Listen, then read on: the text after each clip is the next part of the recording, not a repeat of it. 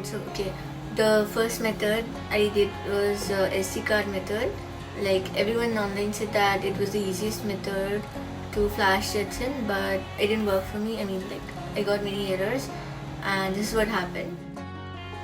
The first day I got Jetson, I searched for how you flash it, and they said that it was the SD card method. And like after doing it from the Belly Nature, the first time it booted, like I saw NVIDIA's logo and I thought that everything was going very smoothly and this was the very easiest method.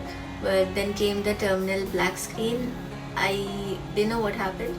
But then this word EFI shell, and I searched for it on the internet. They said that it comes because your boot happened, but it couldn't find the OS system.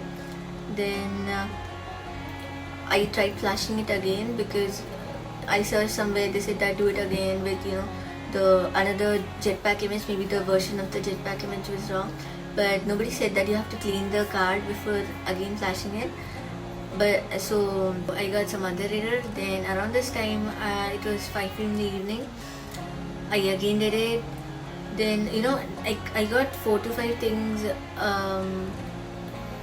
as errors, like why this thing was not doing properly, means booting successfully.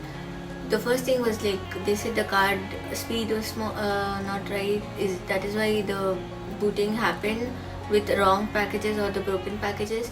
Second thing was maybe the connection was unstable. Third thing was maybe the jetpack image was wrong or the download was incomplete, and like maybe I closed the laptop and that is why the flashing didn't get completed. After flashing it so many times, I started doubting my SD card. I thought whether my SD card is broken or the speed is not right.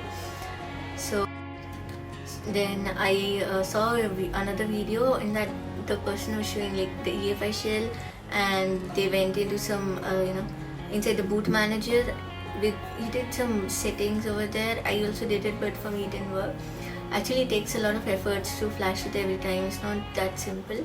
Every time we flash from the Belly Nature, it takes around 1.5 an hour. So every time I flash it took me around 2 hours each, and not every time the flash used to get in one slot. Like the flash used to get stuck at 70% or 85%, so I have to stop it in between and then again do it. So that's why it took me so much time, like the whole night went in this only. Then after searching, I got to know that there are different other methods that you can flash. The first method I got to know was the SDK method.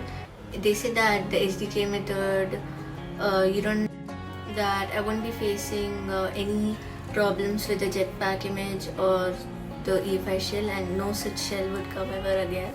So that is why I thought about doing the SDK method. I researched what things you needed and I then bought those cables and all. So the thing is, when I search for SDK method, they said that you won't also face the error for the jetpack image, because when I was doing the SD method, they said that the jetpack image was wrong.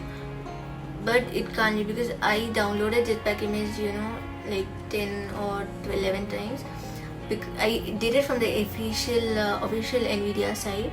Still it was very confusing to find the version of jetpack.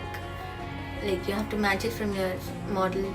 And after getting all the cables, I started setting up for the SDK SDK Manager.